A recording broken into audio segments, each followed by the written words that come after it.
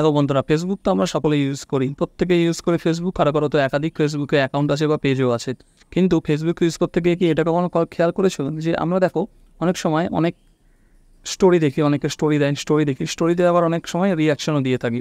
তো কখনো এমন হয়ে থাকে যে দেখা যাচ্ছে স্টোরিটা খুব কমেডি টাইপের বা একটা হাসির স্টোরি, আমরা দিয়ে দিলাম একটা স্যাড রিয়াকশন, বা কোনো স্টোরি হয়তো স্যাড রিলেটেড স্টোরি আমরা দিয়ে দিলাম একটা ফানি রিয়াকশন, ওয়াও রিয়াকশন, লাভ রিয়াকশন।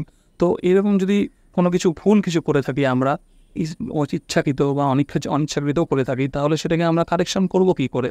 বা কোনো জায়গায় কোনো কমেন্ট করে ফেলেছি, কোনো পোস্টে, শুধু স্টোরিতে কেন, কোনো পোস্টে, কোনো ভিডিওতে কমেন্ট করেছি, লাইক করেছি বা কোনো কিছু করেছি, কোনো ভুল কেমন করেছি, সেটাকে আমরা কী করে কারেকশন করব।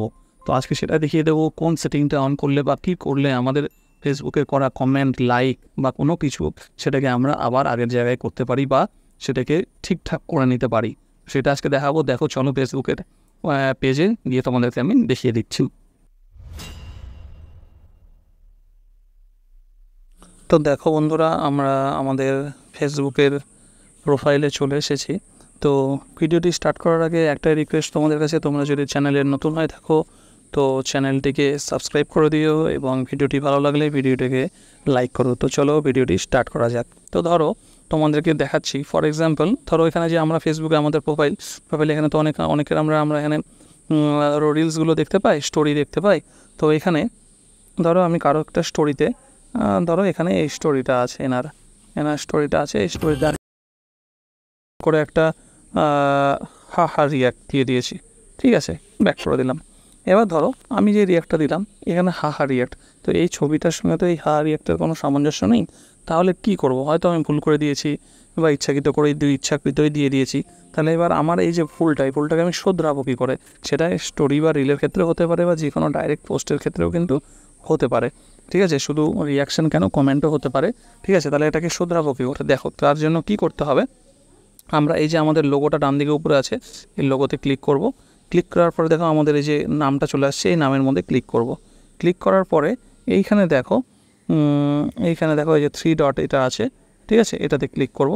ক্লিক করার পরে এইখানে যে অপশানটা আছে অ্যাক্টিভিটি লগ, এবার এর মধ্যে আমরা ক্লিক করব, ঠিক আছে।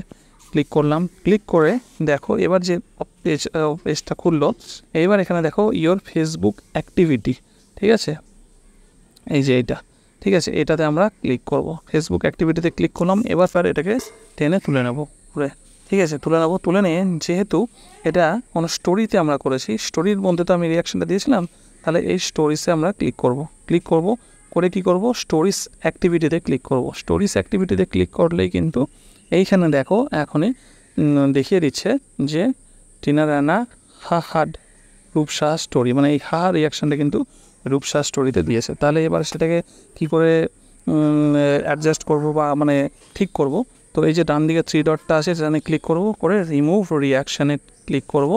দেখো রিমুভ রিয়াকশানে টিপে দিলেই কিন্তু একটু পরেই ওটা কিন্তু রিমুভ হয়ে গেল, ঠিক আছে। আর কিন্তু সেই স্টোরিতে আমার আর কোনো রিয়াকশান থাকলো না, ঠিক আছে। তো এইভাবে যে কোনো তুমি পোস্টে বলো, ভিডিওতে বলো, স্টোরিতে বলো, তুমি যখনই কোনো রিয়াকশান দেবে, কমেন্ট করবে, কোনো কিছু যদি ভুল করে থাকো সেটাকে যদি তুলে নিতে চাও, তাহলে কিন্তু এইভাবে তোমরা তোমাদের করা রিয়াকশান, লাইক, কমেন্ট কিন্তু তুলে নিতে পারবে, ঠিক আছে। তো আজকের ভিডিওতে এই ছিল। ভালো লাগলে ভিডিওটিকে আবার বলছি লাইক করো, চ্যানেলটিকে সাবস্ক্রাইব করো। চলো দেখা হচ্ছে পরের ভিডিওতে।